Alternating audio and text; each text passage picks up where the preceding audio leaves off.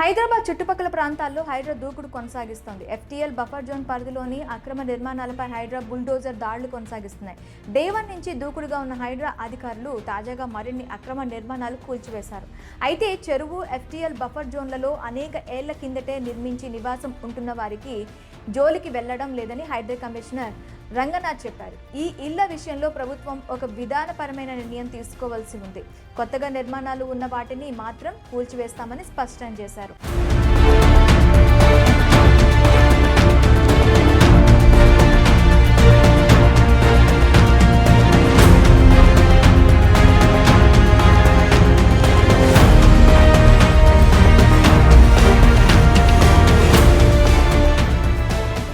హైడ్రా ఆదివారం 3 చోట్ల అక్రమ నిర్మాణాలు కూల్చివేసింది. మేడ్చల్ జిల్లా దుండిగల్ పరిధిలోని మల్లంపేట్ కత్వా చెరువులో ఎఫ్టీఎల్ బఫర్ జోన్లో శ్రీ లక్ష్మీ శ్రీనివాస్ నిర్మాణ సంస్థ 28 విల్లాల నిర్మాణం చేపట్టింది.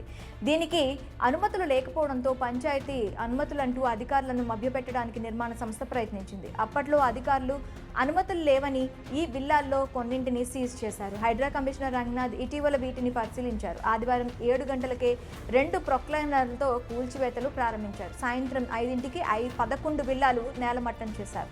చెరువుకు ఆనుకొని విల్లాలు చుట్టూ నిర్మించిన ప్రహరీ గోడను కూల్చివేశారు. మరో 8 విల్లాల్లో కొనుగోలుదారులు నివాసం ఉంటున్నారు.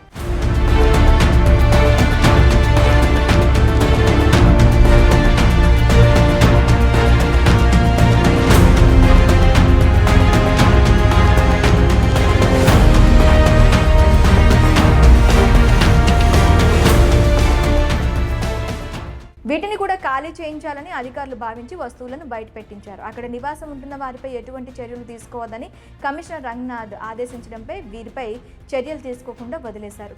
సినీ నటుడు మురళీమోహన్ చెందిన జైబేరీ సంస్థకు నానక్రామ్గూడలో ఓ వెంచర్ ఉంది.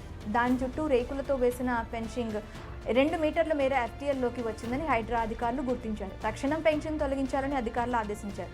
ఈ మేరకు పెన్షన్ను తొలగిస్తామని సంబంధిత సంస్థ హైడ్రాకు తెలిపింది. అటు మాదాపూర్ సున్నం చెరువులో వెలిసిన అక్రమాలను భారీ పోలీస్ బందోబస్తు మధ్య హైడ్రా కూల్చివేసింది. సున్నం చెరువు ప్రాంతాన్ని 10 రోజుల క్రితం హైడ్రాతో పాటు రెవెన్యూ, నీటిపారుదల శాఖ, జీహెచ్ఎంసీ అధికారులు సందర్శించారు.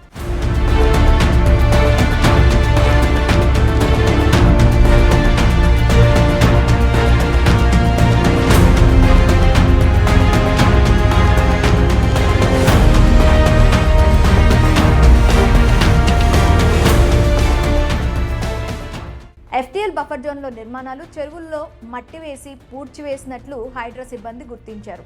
నీటిపారుదల శాఖ అధికారులు రికార్డుల ప్రకారం సున్నం చెరువు మొత్తం 30 ఎకరాలు విస్తరించింది. గోపాల్ అనే స్థానికుడు ఇక్కడ భూమిని ఆక్రమించి దాదాపు 30 షెడ్లు, 20 పూరుగుడుసులు వేసి అద్దెకిచ్చారు. వీటితో పాటు ఇక్కడే 4 అంతస్తుల భవనం, 2 అంతస్తుల భవనాలను కూల్చివేశారు.